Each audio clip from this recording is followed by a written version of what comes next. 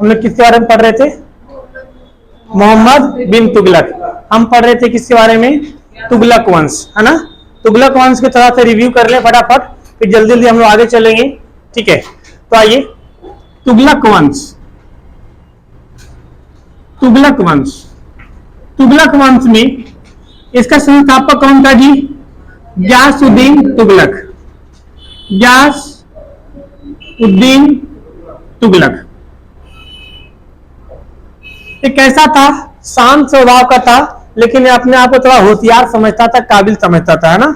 इसने नहर बनाने की प्रथा शुरू किया था। नहर बनाने की किसने शुरू किया था? गयासुद्दीन तुगलक ने। इसे विजय के लिए दक्षिण भारत विजय के लिए किसको भेजा था? जौना खान को। किसको भेजा था? जौना खान को। उसने दक्षिण भारत में कहा जीत के लाया? तेलंगाना को। तेलंगाना को अपार धन संपत्ति जीत के लाया, तो जौना खान का नाम बदल के क्या कर दिया? मोहम्मद बिन तुगलक। क्या कर दिया? मोहम्मद बिन तुगलक। और ठीक है, उसके बाद ये कहां गया था अभियान पे? ये गया था बंगाल अभियान पे। कहां गया था? किसी ने गुप्त सूचना दे दिया था कि बंगाल में बहुत सारा धन दौलत है, बहुत सारा पैसा है, धन दौलत है। कि बंगाल अभियान पे गया था, लेकिन जब कुछ नहीं मिला तो रास्ते में आते हुए किनको दिया था? निजामुद्दीन औलिया को कहा था कि आपका जितने धन संपत्ति है सब क्या कर दीजिए? जमा कर दीजिए, ठीक है। ये आपका दिल्ली। तो निजामुद्दीन औलिया ने क्या कहा था? दिल्ली अभी दूर है, और उन्होंने, उनका श्राप लग गया और रास्ते में आकर निपट गए। दिल्ली पहुंचे पहले वो होगी, ठीक हो जाएगा धीरे धीरे। हाँ, क्योंकि हमारा मूवमेंट ज्यादा होता है ना। देखो, लगता है क्या? चलो फिर, चलो बात करना छुट्टी में। गयासुद्दीन तुगलक, इसका बेटा क्या नाम था? जौना खान। क्या नाम था? जौना खान। एक नंबर के बैल था, ठीक है। उसका क्या नाम रखा उसने? मोहम्मद बिन तुगलक। अगला शासक कौन बनेगा? मोहम्मद बिन तुगलक। ये एक नंबर का पागल था, ठीक है। मतलब पगला राजा कहा था इसे इतिहास में। ये बहुत पढ़ा लिखा, बहुत ज्यादा क्या था? विद्वान था। ये मंत्रिमंडल की बातों को नहीं मानता था। तो कौन मंत्रिमंडल? जो हम हैं वो हम हैं, और जो हम कहेंगे वही कानून होगा। तो सोच रहा था कि बात ही नहीं मानता था। इसने बहुत सारे उल्टे पुल्टे काम किया। इसने सबसे पहले टैक्स बढ़ा दिया, और टैक्स वहां बढ़ाया दोआब पे जहां पे इन अकाल पड़ा हुआ था, तो उससे जनता क्या हो गई? नाराज हो गई।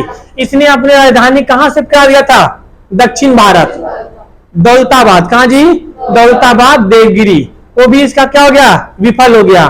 फिर अपनी सेना को कहां भेज दिया था? कराचील। कराचील में मरवा दिया। वो भी क्या हो गया? जितना काम किया सब उल्टे पुल्टे किया है ससुरे। चौपट था एक नंबर के, ठीक है। अरे आप देखते हैं गांव में वैसा कोई लड़का, कोई आदमी होता है जिसको बोलते हैं आप लोग अजीब, अपना अलग अलग नाम बोलते हैं। कोई बोलता कि ये मंगराहा है, तो कोई बोलता कि ये ऐसा है। ये वो हमारे गांव में था, 3 बियाह किया, तीनों मर गई थी औरत, ठीक है। उसको कोई बेटी भी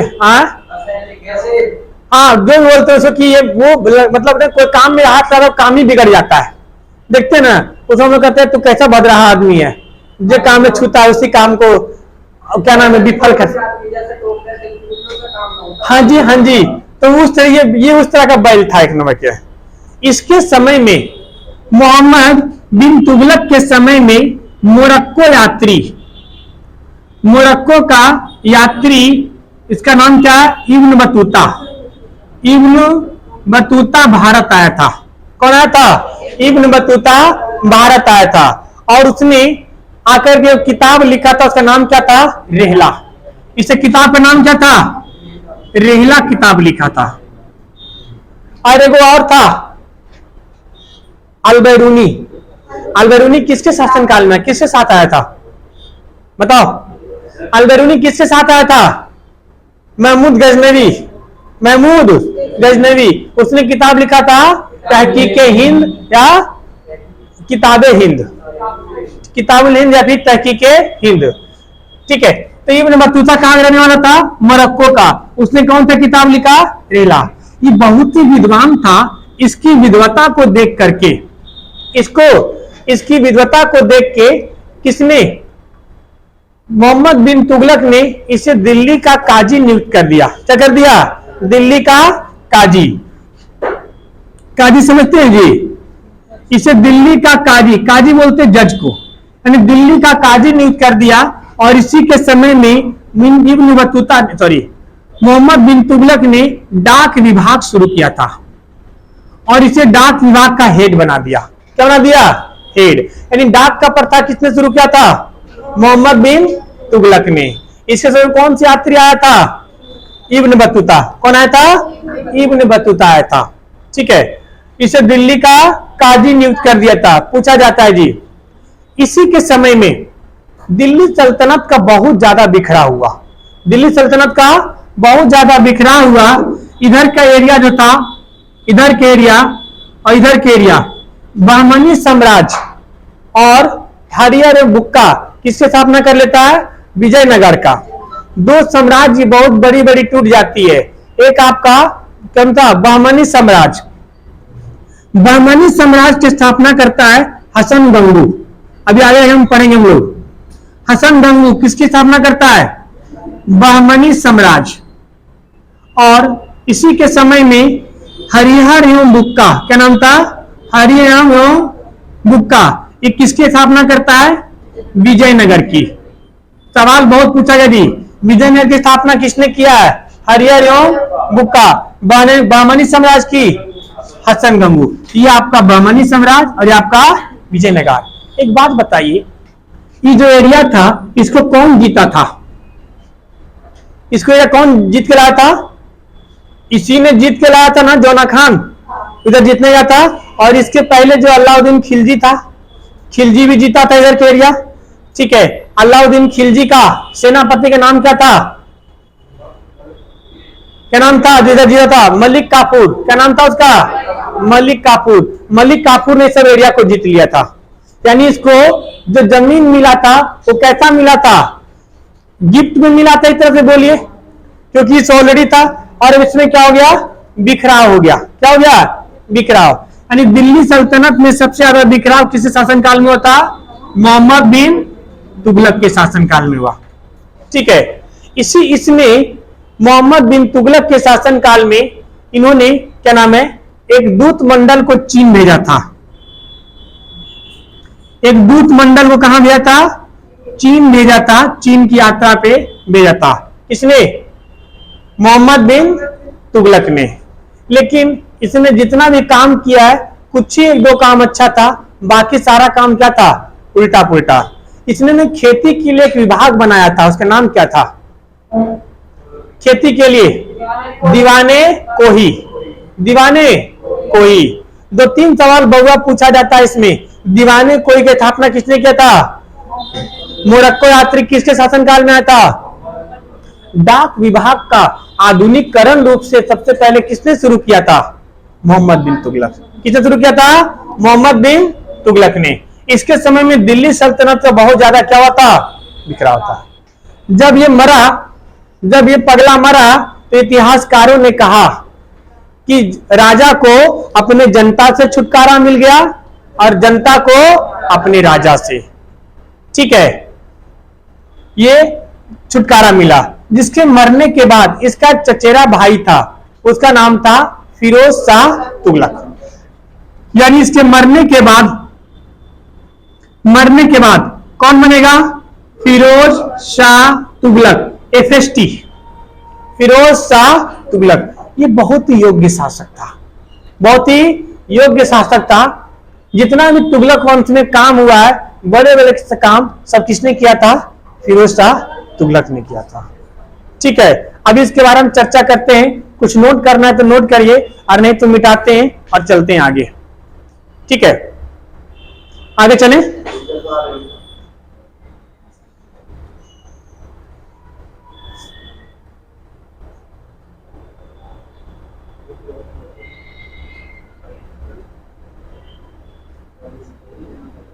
हो गया। देखो, अब इस वक्त कौन बनेगा? फिरोज शाह तुगलक। तो दूसरा मोहम्मद बिन तुगलक के बाद कौन आएगा? फिरोज शाह तुगलक। अब फिरोज शाह तुगलक के बारे में चर्चा करते हैं।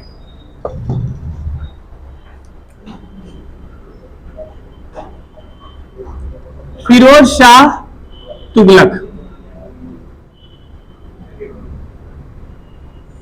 इसकी माता जो थी, इसकी जो माता थी वो सोनार थी। जाति कौन जात की थी? सोनार। सोनार जाति समझते हैं ना जी? सोनार जाति समझते हैं? सोनी, ठीक है। इनकी जो माता थी वो माता क्या, कौन जात की थी? सोनार थी। अतः ये हिंदू माँ का बेटा था। कैसा था? हिंदू माँ के गर्भ से पैदा हुआ था। इसको इस बात का कहीं डर था कि कहीं ऐसा ना हो जाए कि हम हिंदू का पक्ष ले ले और हमारे ऊपर पक्षपात का क्या लग जाए? आरोप लग जाए। लग सकता है ना जी? कि आप जैसे आप सपोज कर लो कोई सरकार बनती है और किसी एक ही तरफ का पक्षपात करे तो उसे पक्षपात कहा जाता है ना। उसी तरीके से, ठीक है, इसने कहा हिंदू माँ का हम बेटा है, तो कहीं ऐसा ना हो कि हम हिंदू का पक्ष ले तो हमें ये कहा जाए कि हिंदुओं का पक्ष लेता है। इसीलिए इसने सबसे पहले हिंदुओं में ब्राह्मणों के ऊपर क्या लगाया? जजिया कर लगाया। जजिया कर क्या था भाई, कौन बताएगा? गैर मुस्लिम सुरक्षात्मक करता। ये कोई सवाल का अंतर दो, ठीक है, थूरेंगे। जजिया कर लगाने वाला सबसे पहला शासक कौन था? कौन था? मोहम्मद बिन कासिम। बचा लिया, थोड़ा जाती आगे जो बैठे तुम लोग, ठीक है। आगे बैठ करके कौन था? मोहम्मद बिन कासिम, ठीक है। तो ये जजिया कर किस पे लगा दिया? ब्राह्मणों पे। ये सवाल हजारों बार पूछा गया जी। ब्राह्मणों पर जजिया कर लगाने वाला दिल्ली का शासक कौन था? फिरोज शाह तुगलक था। ये बहुत ही योग्य शासक था। इन्होंने 300 नगर बसाया था। 300 नगर बोले तो शहर। आप जितना नाम सुनते हैं जी कि फैजाबाद, फिरोजाबाद, ठीक है, तुगलकाबाद, ये सब किसने बताया था? फिरोज शाह तुगलक ने। 300 शहर बताया था। कितना शहर? 300 शहर की स्थापना किसने किया था? फिरोज शाह तुगलक ने। इसने इतना ज्यादा मतलब ध्यान रखता था लोगों का कि लोगों के ध्यान के लिए 1200 बगीचा बनाया था। इसने किसानों के लिए नहरों का जाल बिछाया। नहरों का जाल बिछाया। सवाल पूछा जाता है कि नहर बनाने की प्रथा शुरू करने वाला राजा कौन था? गयासुद्दीन तुगलक। नहर बनाने की प्रथा किसने शुरू किया था? गयासुद्दीन तुगलक। लेकिन नहरों का जाल किसने बिछाया था? फिरोज शाह तुगलक। किसने? फिरोज शाह तुगलक। ये इतना अच्छा काम किया था, इसका काम इतना ज्यादा था कि मतलब लोग इसे अकबर कहते थे। दिल्ली सल्तनत का अकबर कहते थे। कैसे अकबर कहते थे अभी और आगे समझते हैं। इनके दरबार में सबसे ज्यादा नौकर रहते थे। इसके दरबार में 1,80,000 नौकर रहते थे। कितने? सोचो कितना दरबार होगा। इनके यहाँ 1,80,000 क्या था? नौकर था। इतना नौकर था कि नौकरों की देखभाल के लिए इसने एक विभाग बना दिया था। क्या बना दिया था? विभाग बना दिया था। उसका नाम रखा था दीवाने बंद। क्या नाम रखा था? दीवाने बंदगान। दीवान ए बंदगान, ठीक है। किसके लिए? नौकर के लिए। इसने गरीबों के लिए फ्री इलाज की शुरू किया। क्या शुरू किया? कहा जितने भी गरीब हैं इनको कोई इलाज में पैसा नहीं लगेगा। इसने फ्री इलाज के लिए हॉस्पिटल बनाया। क्या बनाया? हॉस्पिटल, यानी गरीबों के लिए, गरीबों के इलाज के लिए क्या बनाया था? हॉस्पिटल। उसका नाम क्या था? दारुल सफा। दारुल सफा। दारू, दावा दारू याद रखना। दावा दारू होता है ना जी। तो क्या था? हॉस्पिटल था। दारुल सफा। दारुल सफा किसने किया था? FST से नाम क्या था? FST, शॉर्ट बोला करो, FST। किसके लिए क्या था? गरीबों के लिए। इससे ये पता चलता है कि गरीबों के प्रति बहुत ही दयालु था। क्या था? दयालु था। इसने मुसलमानों के लिए, किसके लिए? मुसलमानों के लिए सरकारी पैसा से हज की यात्रा शुरू करवाया। हज यात्रा बकरीद से पहले होता है। इसमें बहुत सारा विधि विधान होता है, ठीक है।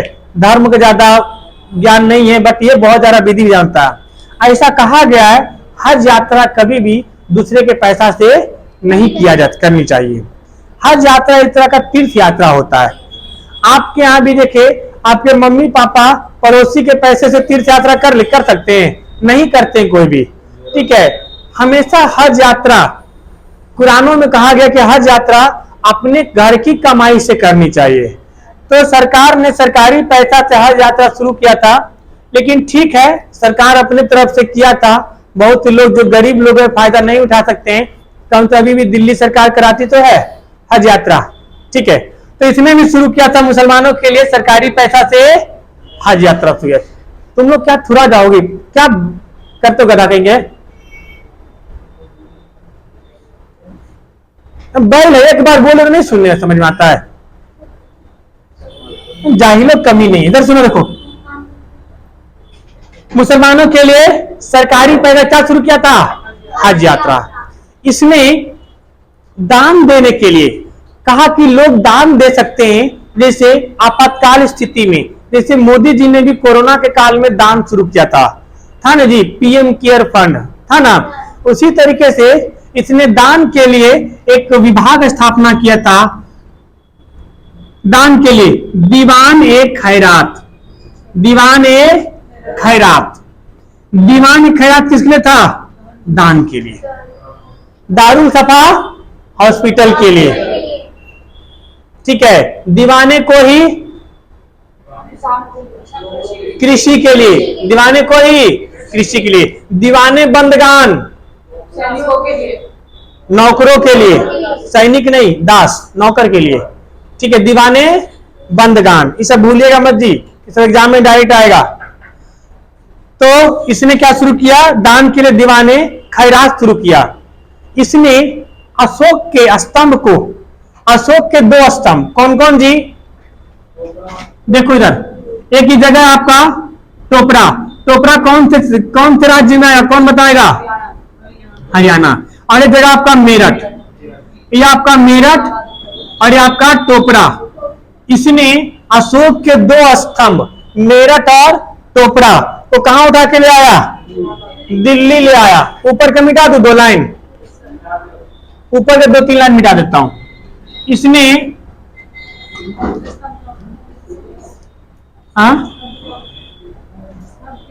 शब्द अभी बता रहे। इन्होंने क्या किया जी?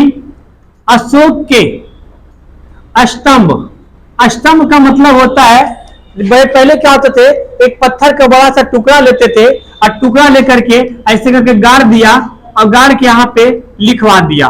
ये क्या हो गया? स्तंभ। क्या हो गया? जो पहाड़ों के ऊपर पत्थर के ऊपर लिखे होते उसे बोलते शिलालेख। क्या बोलते हैं? शिलालेख। जो दीवार के ऊपर लिखा होता है उसे बोलते भित्ति लेख। क्या बोलते हैं? और ये सब दीवार से पत्थर गाड़ के उसे क्या बोलेंगे? स्तंभ लेख। क्या बोलेंगे? 2 स्तंभ कहाँ जी? एक टोपरा कहाँ है? हरियाणा में।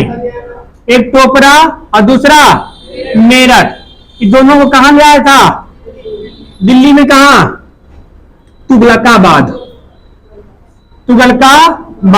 तुगलकाबाद दिल्ली ले आया था। क्या ले आया था? दिल्ली उठा करके ले आया था।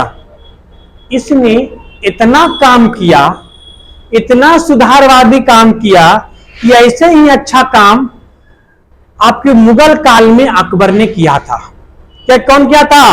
अकबर किया था। इसीलिए इसे फिरोज शाह तुगलक को, किसको बोलो? फिरोज शाह तुगलक को दिल्ली सल्तनत का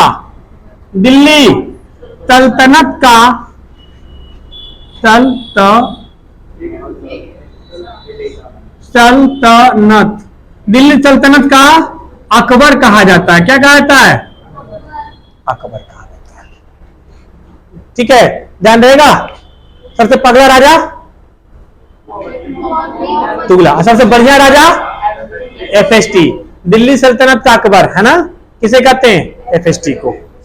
ठीक है, इसके बाद जब ये मरा तो इसके बाद कोई अगला शासक जो आया वो ढंग का नहीं था, उसका नाम क्या था? नसीरुद्दीन महमूद साथ, नसीरुद्दीन मसूद, नसीरुद्दीन मसूद, महमूद लिखा है, मसूद कर लीजिए उसको, मिटा दो इसको। मुसलमानों को सरकारी पैसा से क्या शुरू कराया? हज यात्रा। क्या शुरू कराया? हज यात्रा। हज यात्रा नहीं समझते हैं, तीर्थ यात्रा। क्या होता है? तीर्थ यात्रा। हम लोग जाते हैं, अब देखो हज वज के बारे में ज्यादा हमें ज्ञान नहीं है। सुनो सुनो चुपचाप, अरे बैल एकदम ढोलक है, बोल रहे सुनो चुपचाप। आइए देखो, हज वज यात्रा एक तीर्थ यात्रा होता है, इसमें ज्यादा हमें ज्ञान नहीं है क्योंकि अपनी अपनी एक धर्म होती है सबकी, धर्म का एक प्रोसेस होता है। हमारे यहाँ तीर्थ यात्रा का अलग प्रोसेस है, इनकी यहाँ के तीर्थ यात्रा अलग प्रोसेस है। ये लोग मक्का मदीना जाते हैं, वहां पे क्या नाम है, बाल मुंडाते हैं, उसको बोलते हैं क्या नाम है, उसको बकरी, मतलब क्या नाम बोलते हैं कुछ, हाँ उसको बकरीद कुछ ऐसे बोलते हैं, तभी बकरीद मनाया जाता है, कुछ ऐसा होता है इनके। तो गोली मारो ना, छोड़, क्या नाम है, मुसलमानों को सरकारी पैसा से हज यात्रा। अगर हज यात्रा में तकलीफ हो रहा है तो तीर्थ यात्रा। क्या लिखो, आपको अच्छा लग रहा है वाला? हाँ, दान देने लगा शुरू किया, दान यात्रा। बोल रहे हैं छोड़ो, तो डिस्क्रिप्शन नहीं करना है, प्रवचन देना शुरू कर देते हो। समझ में आया तक जी? ठीक है, इसके आगे देखते हैं अगला यात्रा कौन बनेगा? नसीरुद्दीन मसूद। नसीरुद्दीन मसूद, मिटा दो इसको। इसके मरने के बाद अगला शासक कौन बनेगा? नसीरुद्दीन मसूद। नसीरुद्दीन मसूद जो था वो ज्यादा अच्छा शासक नहीं था। ठीक है, वो एक नंबर का बैल शासक था। क्या था? बैल शासक था। नसीर उद्दीन मसूद एक ऐसा था भैया, बोलो, एक नंबर का बैल शासक था। इतना बैल था कि इसको कोई मतलब ही नहीं रहता था कि राजपाट चलेगा कि नहीं चलेगा। इसके समय में तैमूर लंग का आक्रमण हुआ था। किसका? तैमूर लंग का आक्रमण हुआ था। ये तैमूर लंग का आक्रमण हुआ, इधर से ससुरा छोड़ के भाग गया दिल्ली। दिल्ली छोड़ के। अब तो राजा की बैल है एक नंबर के, गाय बैल हुए तो डट के सामना करती है। ये ससुरा बैलों से गिरल था कि दिल्ली छोड़े क्या हो गया? भाग गया। तो तैमूर लंग ने इसके हटा करके, तैमूर लंग इसको हटा करके एक पंजाब का सूबेदार था, उसका नाम था खिरिज खां। क्या नाम था? खिरिज खां। तो ठीक है, तो तैमूर लंग के जगह पे किसको? खिरिज खां। ये खिरिज खां जो था ना, तैमूर लंग नहीं जी, नसीर इसके, तैमूर लंग ने क्या किया? खिरिज खां को क्या बना दिया? दिल्ली का सूबेदार बना दिया। दिल्ली का सूबेदार, इसको हटा दिया। इसको क्या किया? हटा दिया। वो तो ऐसे ही भाग गया था। ये थोड़ा सा चापलूसी करता था तैमूर का। ठीक है, इसने क्या बना दिया?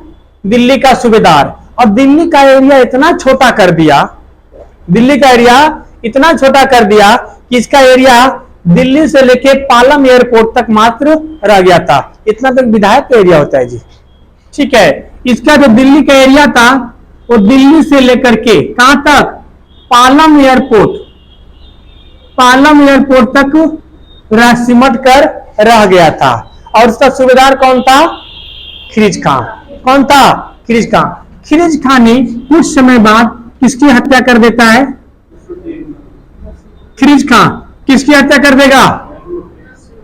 नसीरुद्दीन, नसीरुद्दीन मसूद की यह हत्या कर देगा। और जब हत्या कर देगा तो तुगलक वंश की क्या हो जाएगी? समाप्त हो जाएगी। तुगलक वंश की समाप्ति।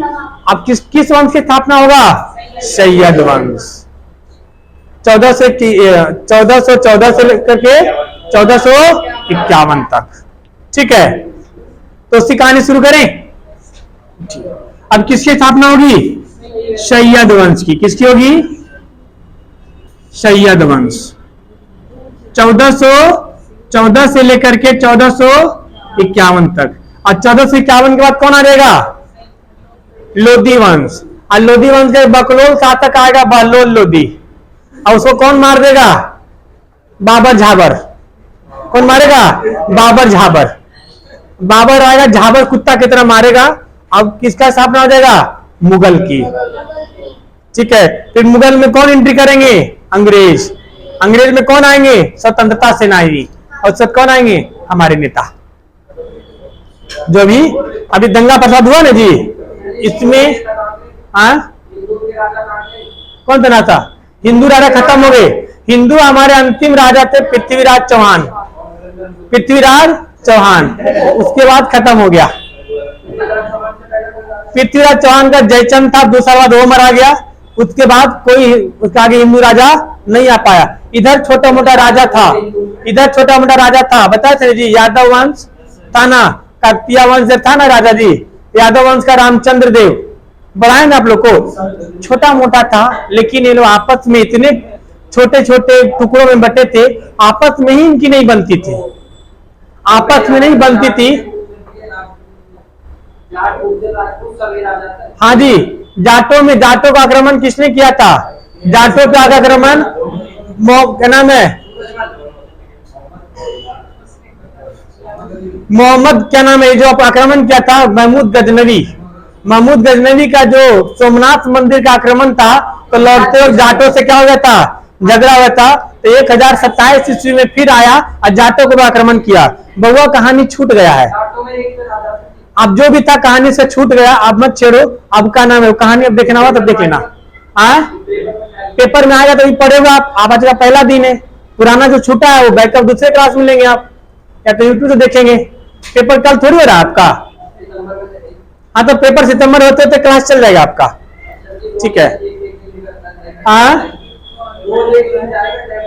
वीडियो बन रहा है ना यूट्यूब पे, सेम चीज देख लीजिएगा। ज्यादा भूख खा रहते तो दोनों हाथे खाते जी, नहीं खाते है ना। ऐसा थोड़ी होता है कि दोनों हाथे, मम्मी पानी पिलाओ, बाल्टी से पानी लाओ, इधर आओ, आइए, कोई बात नहीं, सब हो जाएगा, घबराने की जरूरत नहीं है। आप आज आपका पहला दिन है, धीरे धीरे सब सीख जाएंगे। ठीक है, और सब लय में आ जाएगा। आओ इधर, मॉर्निंग बैच में आ जाना। मॉर्निंग बैच में बहुत कुछ चल रहा है, अभी तुम्हारा पिक्चर चौहान नहीं आया। हाँ, तो कोई नहीं, इवनिंग में फिर जब शुरू होगा ना दूसरे बैच में हिस्ट्री, तो उसमें पृथ्वीराज चौहान अच्छे से देख लेना। आ जाओ। शैयद वंश कौन है जी आपका? शैयद वंश कब आएगा? 1414 से लेकर के 1451 तक। इनके संस्थापक कौन थे? खिरिज खां। कौन था? खिरिज खां। देखो, सैयद वंश नहीं भी पढ़ोगे तो चलेगा। 3 राजा हम आपको नाम बताएंगे, ढंग का कोई नहीं हुआ, बस 3 राजा का नाम इसलिए बताएंगे, एक एक 2-2 वर्ष में घटना है, एक आध क्वेश्चन आ जाता है उससे। संस्थापक कौन था? ठीक है, और उसमें एक आता कि मकबरा निर्माण किसने शुरू किया था, सुल्तान की उपाधि किसने दान, बस यही 2 सवाल आपसे पूछा जाता है, तो उसे देख लेना है, एक बार रिव्यू कर लेना है, ज्यादा सैयद वंश नहीं। 2 से ज्यादा सवाल आता है, गुलाम वंश और तुगलक वंश, गुलाम वंश और तुगलक वंश, उसमें फिक्स होता है क्वेश्चन आना उसमें से। ठीक है, आइए, सैयद वंश का पहला राजा कौन था? खिरिज खां। क्या था? खिरिज खां। खिरिज खां था। इनके क्या नाम है? इसने कभी सुल्तान की उपाधि धारण नहीं किया, इसने कभी भी खुद को सुल्तान घोषित, सुल्तान मतलब राजा, सुल्तान मतलब दिल्ली सल्तनत में सुल्तान कहा जाता था, इसने कभी भी खुद को सुल्तान घोषित नहीं किया। काय भैया, कौन बताएगा? क्योंकि इसको डर था कि कहीं तैमूर आकर के हमें भी ना मार दे, हटा दे। क्योंकि तैमूर ने किसको हटा दिया था? नसीरुद्दीन मसूद को। अब इसको बनाया था सूबेदार, कि डर के मारे सूबेदारे रहा, सवाल पूछा जाता है दिल्ली सल्तनत में वो कौन सा राजा था जिसने कभी सुल्तान की उपाधि धारण नहीं किया? खिरिज खां। यही सवाल को पूछा जाता है, किसने सुल्तान की उपाधि धारण नहीं किया? बोलो, खिरिज खां। ठीक है, ये हमेशा क्या बन के रहा?